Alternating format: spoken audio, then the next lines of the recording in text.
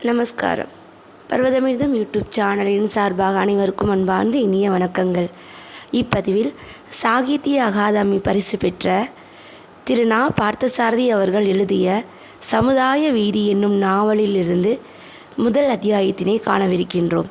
பட்டினத்திற்கு வந்த பின் அவனுடைய வாழ்வு மாறித்தான் ஆக வேண்டியிருந்தது. கந்தசாமி வாத்தியாரின் கானாமுத நடன வினோத நாடக சபாவில் பாடல்களும் வசனமும் எழுதி சமயங்களில் மேடையேறி நடித்தும் வந்த காலத்தில் அவனுடைய வாழ்க்கையில் இவ்வளவு வேகமும் இல்லை, பிரகாசமும் இல்லை.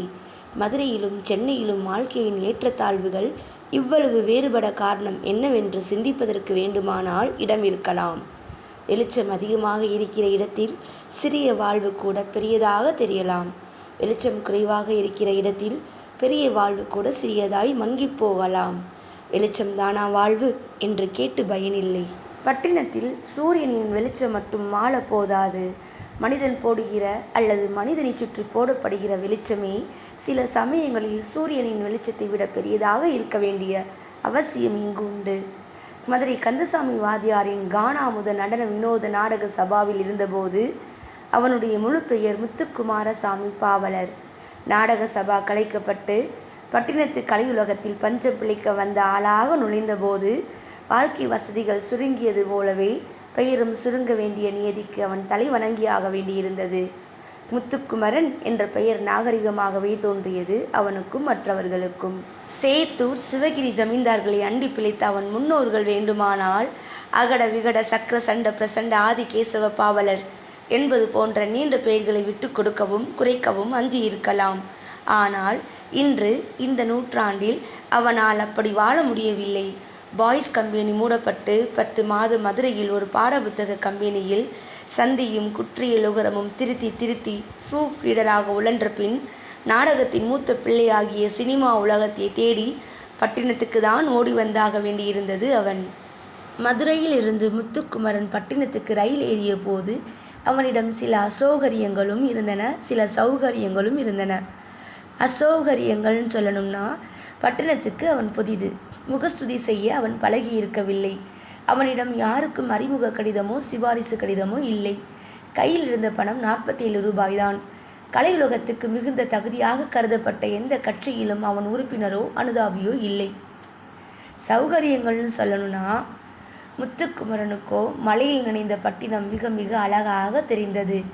நீராடி நனைந்த புடவையோடு நாணி கோணி தயங்கி நிற்கும் ஒரு சுந்தரியை போல் அன்று சென்னை அழகாயிருப்பதாக அவனுக்கு தோன்றியது. புகை போன்ற மேக மூட்டத்தில் கட்டிடங்களும் சாலைகளும் மரங்களும் மங்களாக தெரிந்தன. அதிகம் நனைந்து விடாமல் போய் சேர வசதியாக எழும்பூர் நிலையத்துக்கு நேர் எதிரே இருந்த ஒரு லாட்ஜில் போய் இடம் பிடித்து தங்கினான் முத்துக்குமரன். முன்பு அவனோடு நாடக சபாவில் ஸ்திரீ பாட்டு போட்ட பையன் ஒருவன் அப்போது சென்னையில் பெரிய நடிகனாக இருந்தான். கோபாலசாமி என்ற பெயருடைய அவனுக்கு இப்போது கோபால் என்று பெயர் சுருங்கியிருந்தது.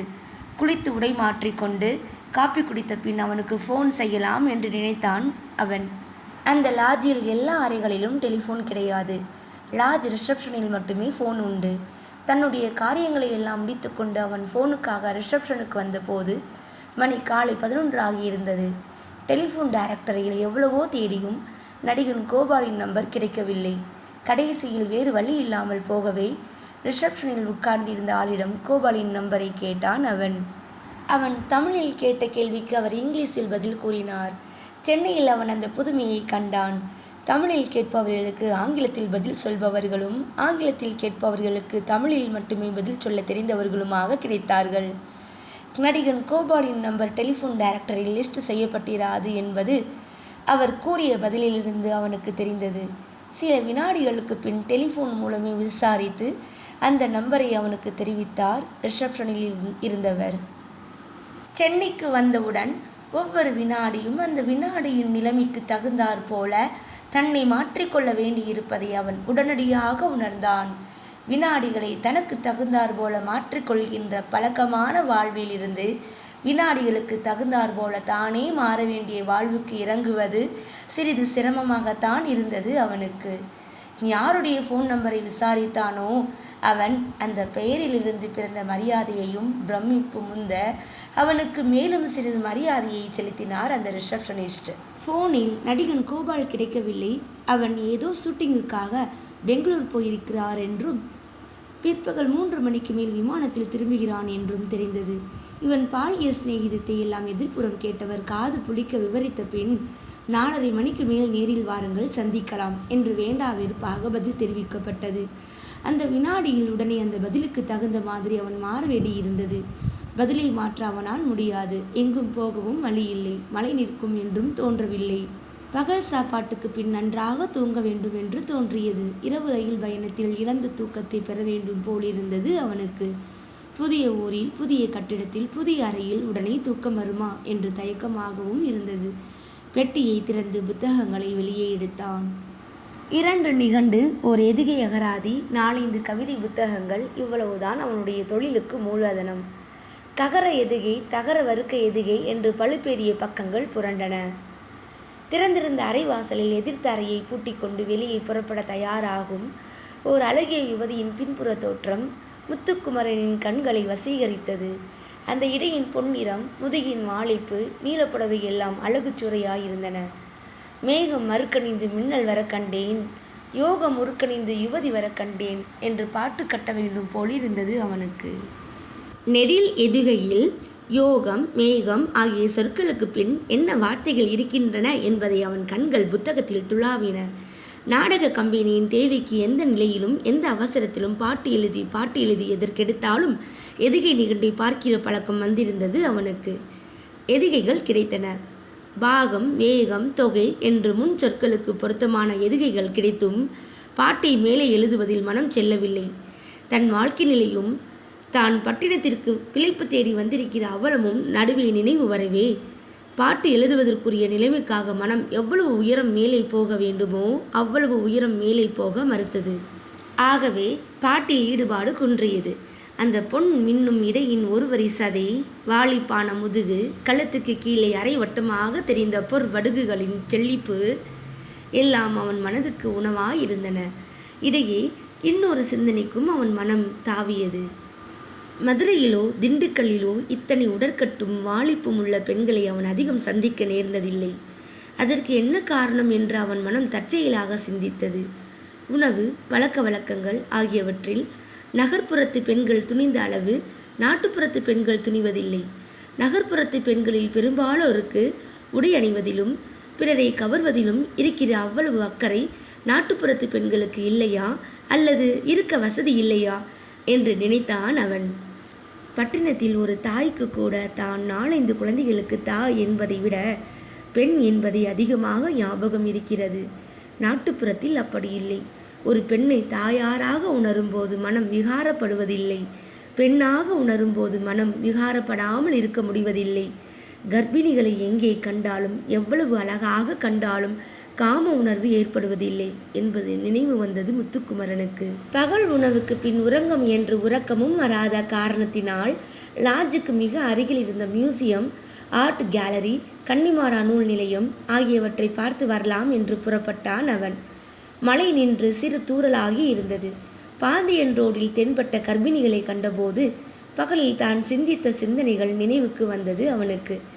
சிலருடைய முகங்களை பார்த்தால் பட்டினம் போக பூமியாயிருப்பது போல் தோன்றியது. வேறு சிலருடைய முகங்களை பார்த்தால் பட்டினம் சிரமப்பட்டு கொண்டிருப்பது போலும் இருந்தது. சில இடங்களை பார்த்தால் பட்டினம் அழகாகவும் ஆடம்பரமாகவும் இருப்பது போல் தோன்றியது. வேறு சில இடங்களை பார்த்தால் பட்டினம் ஆபாசமாகவும் அருவருப்பாகவும் வேதனையாகவும் இருப்பது போல் தோன்றியது. எது உண்மை, எது பெரும்பான்மை என்று வந்தவுடன் அவனால் கண்டுபிடிக்கவோ கணிக்கவோ முடியாமல் இருந்தது. அவனுக்கு இன்னும் திருமணமாகவில்லை. அதன் பொருள் அவன் திருமணத்தையோ பெண்ணையோ வெறுத்தான் என்பதில்லை. ஒரு நாடக கம்பெனி ஆளுக்கு பெண் கொடுக்கவோ மதிக்கவோ அன்றைய சமூகத்தில் யாரும் தயாராக இல்லை என்பதுதான் காரணம். பின்புறமாக அலை அலையாய் கருமை மின்னும்படி சுருள வாரிவிட்ட அமெரிக்கன் கிராப், கிரேக்க வரியர்களில் சுந்தரமான தோற்றமுடைய ஒருவனை போன்ற எடுப்பான முகத்தில் இடையராத புன்முறுவல், நல்ல உயரம், அளவான பருமன், 2ஆம் முறையாக திரும்பி பார்க்க யாரும் ஆசைப்படுகிற அளவுக்கு கலையான தோற்றம், கணீரென்ற குரல் இவை அவனிடம் இருந்தவை. எழும்பூர் நிலையத்தில் அவன் வந்து இறங்கிய தினத்தன்று மழை கொட்டு கொட்டென்று கொட்டி தீர்த்து கொண்டிருந்தது. ஒரு தென்பாண்டி சீமை கவிஞன் பட்டினத்தில் வந்து இறங்குவதை கொண்டாடுவதற்காக மழை பெய்ததாக யாரும் அதற்குள் தப்பு கணக்கு போட வேண்டியதில்லை. அது டிசம்பர் மாத பிற்பகுதியாதலால் வழக்கம்போல் சென்னையில் மழை கொட்டி கொண்டிருந்தது. டிசம்பர் மாதத்தில் மட்டுமில்லை, எந்த ஒரு மாதத்திலுமே பட்டினத்துக்கு அப்படி ஒரு மழை தேவையில்லை. மழை பெய்தால் பட்டினத்தில் எதுவும் இருப்பதில்லை. தியேட்டர்களில் கூட்டம் குறைகிறது, குடிசை பகுதிகளில் நீர் ஏறுகிறது, அழகிய பெண்கள் மினுமினுப்பான புடவைகளில் சேறு தெரிக்குமே என்று பயந்து கொண்டே தெருக்களில் நடக்க வேண்டியிருக்கிறது. வெற்றிலை கடை முதல் புடவை கடை வரை வியாபாரம் மந்தமடைகிறது.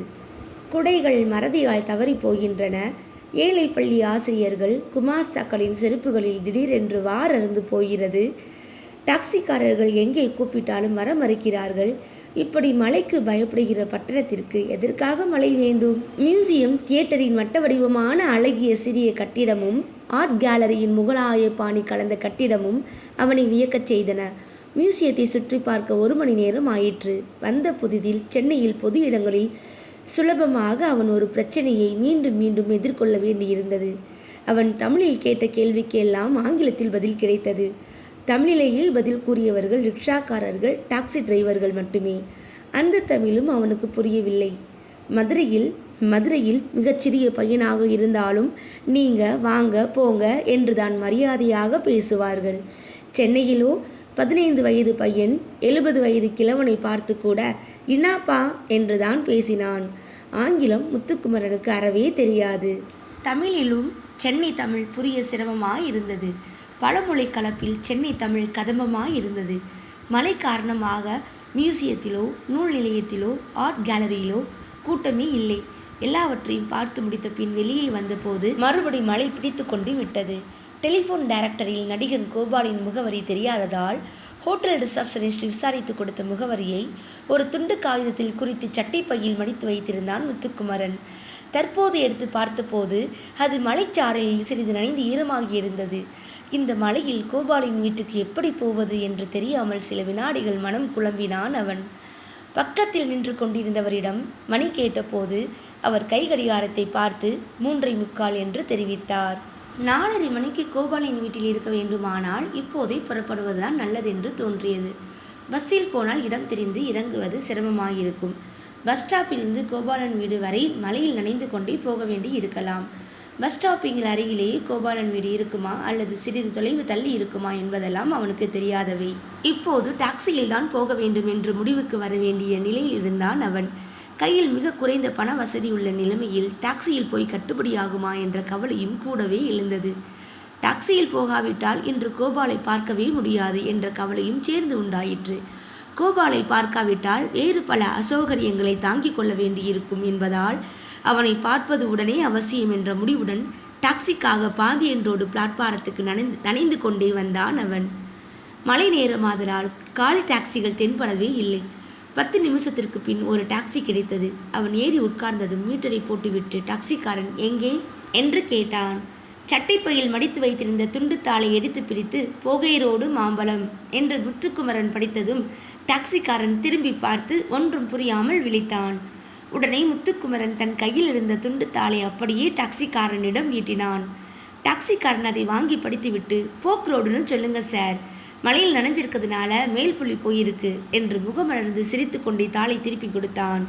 முத்துக்குமரனும் அசடு வழிய பதிலுக்கு சிரித்து கொண்டே அதை திருப்பி வாங்கி பார்த்தபோது போக் என்பதில் மேல் புள்ளி அழிந்து போக என்றாகியிருப்பது தெரிந்தது. கோபால் குடியிருக்கும் ரோடு போக் ரோடு ஆகத்தான் இருக்க வேண்டும் என்பதில் அவனுக்கு சிறிதும் சந்தேகமில்லை. மீண்டும் தனக்குத்தானே ஒரு முறை அவன் சிரித்து கொண்டான். டாக்ஸி விரைந்தது. நடிகர் கோபாலை உங்களுக்கு தெரியுங்களா என்று நடுவே ஆவலோடு ஒரு கேள்வி கேட்டான் டாக்ஸிக்காரன். தெரியும் என்ற ஒரு வார்த்தையில் பதிலை முடிக்க தெரியாமல் பாய்ஸ் கம்பெனியில் தானும் கோபாலும் சேர்ந்ததிலிருந்து தொடங்கி கோபால் சென்னை வந்து சினிமா உலகில் ஐக்கியமானது வரை விவரிக்க தொடங்கிவிட்டான் முத்துக்குமரன். இந்த ஆள் வெளியூர் மட்டுமில்லை, நாட்டுப்புறமும் கூட என்பதை அந்த விரிவான பதிலிலிருந்தே டாக்ஸி டிரைவர் அனுமானித்து கொள்ள முடிந்தது. அழகிய பெரிய தோட்டத்துக்கு நடுவில் இருந்த கோபாலின் பங்களாவின் முகப்பை டாக்ஸி அடைந்தபோது கேட்டிலேயே கூர்கா டாக்ஸியை தடுத்து நிறுத்திவிட்டான். கூர்காவிடம் என்ன சொல்லி மழையில் நனையாமல் உள்ளே போகலாம் என்று முத்துக்குமரன் சிந்தித்து முடிக்கும் முன் டாக்ஸிக்காரன் சாதித்து முடித்து விட்டான். உங்க ஐயாவுக்கு ரொம்ப நாள் சிநேகிதர் இவர் என்று டாக்ஸிக்காரன் கூறியதும் படா ஷாப் பச்வன் தோஸ்த் என்று ஏதோ சில இந்தி வார்த்தைகளை உதிர்த்த கூர்கா விரைத்து நின்று ஒரு சலாமும் வைத்து டாக்ஸியை உள்ளே விட்டு விட்டான். புத்தி உள்ளவர்களாக தங்களை கருதி கொள்கிறவர்கள் சிந்தித்து குழம்பி தயங்கி கொண்டிருக்கிற ஒரு காரியத்தை புத்தி குறைவாகவும் சமயோசித்த ஞானம் அதிகமாகவும் உள்ளவர்கள் செய்து முடித்து விடுகிறார்கள் என்பதற்கு எடுத்துக்காட்டு போல் அந்த டாக்ஸி டிரைவர் நடந்து கொண்டதை முத்துக்குமரன் வெகுவாக ரசித்தான். போட்டிக்கோவில் டாக்ஸி நின்றதும் மீட்டரில் ஆகியிருந்தபடி பணத்தை கொடுத்து மீதி சில்லறை வாங்கி கொண்டு முத்துக்குமரன் தயக்கத்தோடு படியேறினான். முன்ஹாலில் பெரிதாக நடிகன் கோபால் ஒரு புள்ளியை வேட்டையாடி கொன்று துப்பாக்கியும் கையுமாக மிதித்து கொண்டு நிற்கும் லைஃப் சைஸ் படம் அவனை வரவேற்றது. பனியனும் லுங்கியும் அணிந்த ஒரு நடுத்தர வயது ஆள் வந்து முத்துக்குமரனிடம் யாரை பார்க்கணும், என்ன வேணும் என்று விசாரித்தான். முத்துக்குமரன் தன்னை பற்றி விவரம் கூறியதும் இங்கே உட்கார்ந்திருங்க என்று ரிசப்ஷன் ஹாலில் கொண்டு போய் அவனை உட்காரச் செய்தான். அந்த ஹாலில் முத்துக்குமரன் கோட்டலில் பார்த்தது போல் ஏன் அதை விடவும் அழகான கவர்ச்சியான பல பெண்கள் உட்கார்ந்திருந்தார்கள். தான் உள்ளே நுழைந்ததும் அவர்களில் பலருடைய கவனம் தன்மேல் திரும்பியதை அவனும் கண்டான். அந்த அறையில் நுழைந்ததும் இருளிலிருந்து திடீரென்று கண்ணை கூச வைக்கும் வெளிச்சத்திற்கு வந்து விட்டது போல் இருந்தது முத்துக்குமரனுக்கு. அங்கே நடிகர் போன்ற தோற்றமுடைய சில இளம் ஆண்களும் காத்திருந்தனர். சிறிது நேரம் அவர்கள் பேசியதை காது கொடுத்து கேட்டதிலிருந்து நடிகன் கோபால் தானே சொந்தத்தில் தொடங்க இருக்கும் ஒரு நாடக குழுவின் நடிகர் நடிகையர் தேர்வுக்கான இன்டர்வியூ அன்று மாலை 5 மணிக்கு அங்கே நடைபெற இருப்பதாக அவனால் அனுமானிக்க முடிந்தது. அவர்கள் பேசிக்கொண்டதிலிருந்து கோபாலே அந்த இன்டர்வியூவை நேரில் நடத்தி தேவையானவர்களை செலக்ட் செய்ய போகிறான் என்றும் தெரிந்தது. அங்கே வந்து அமர்ந்திருந்த பெண்கள் யாவரையும் பகிரங்கமாகவும் இரகசியமாகவும் பலமுறை திரும்ப திரும்ப பார்க்க வேண்டும் என்ற ஆசையை அவனால் அடக்கிக் கொள்ள முடியவில்லை. ஒருவேளை அவர்களில் சிலரும் அப்படியே அவனை பார்க்க தவிர்த்திருக்க கூடும். அங்கிருந்த ஆடவர்களிலே தானே சுந்தரமான தோற்றமுடையவன் என்ற நம்பிக்கை மற்றவர்களை பார்த்ததுமே அவனுள் உறுதிப்பட்டு விட்டது. உண்மையில் அதுவும் ஒரு நியாயமான கர்வந்தானே. முதலில் அவன் சாதாரணமாக உட்கார்ந்திருந்தான். அப்புறம் அவன் தைரியமாக கால் மேலே கால் போட்டு உட்கார்ந்தான். இறைந்து பேசிக்கொண்டிருந்த பெண் அழகிகள் அவனை கண்டதும் மெதுவாக பேசலானார்கள். சிலர் தங்களுக்குள்ளே நாணப்படுவது போல் அவனுக்காக நாணப்பட்டார்கள். பழங்கள் உள்ளே கனிந்தால் வெளியே நிறம் சிவக்கும், பெண்ணுக்குள்ளே ஏதாவது கனியும் போது முகம் இப்படித்தான் சிவக்கும் போலும் என்று கற்பனை செய்ய தோன்றியது முத்துக்குமரனுக்கு. இறைந்து சிரித்து கொண்டிருந்தவர்கள் அவனுடைய பிரவேசத்துக்கு பின் மெல்ல புன்னகை புரிந்து கொண்டு மட்டுமே பேசிக்கொள்ளலாயினர். பேர் பாதி சிரிப்பை அவனுக்காக உள்ளே ரிசர்வ் செய்து கொண்டார் போன்ற அவர்கள் செயலை அவன் ரசித்தான். அவர்களில் சிலருக்கு உதடுகள் மிக மிக அழகாயிருந்தன, சிலருக்கு கண்கள் மிக மிக அழகாயிருந்தன, சிலருடைய கை விரல்கள் மிகவும் நளினமாயிருந்தன, சிலருக்கு மூக்கு அழகாயிருந்தது, சிலருக்கு எது அதிக அழகு என்று பிரித்து சொல்ல முடியாமல் எல்லாமே அழகாயிருந்தன. பெண்கள் யாரிடம் புன்னகையை, கண்களின் பார்வை, பேச்சு எல்லாவற்றையும் நேருக்கு நேர் மறைக்க முயல்கிறார்களோ அவனுக்கு தனியை தர அவர்களிடம் ஏதோ இருக்கிறதென்றுதான் அர்த்தம். லுங்கி பனியனால் மீண்டும் ரிசப்ஷன் ஹாலில் பிரவேசித்தான். எல்லார் கவனமும் அவன் பக்கம் திரும்பியது. இத்துடன் திரு நா. பார்த்தசாரதி அவர்கள் எழுதிய சமுதாய வீதி என்னும் நாவலின் முதல் அத்தியாயம் நிறைவுற்றது. மீண்டும் அத்தியாயம் 2இல் சந்திப்போம். நன்றி, வணக்கம்.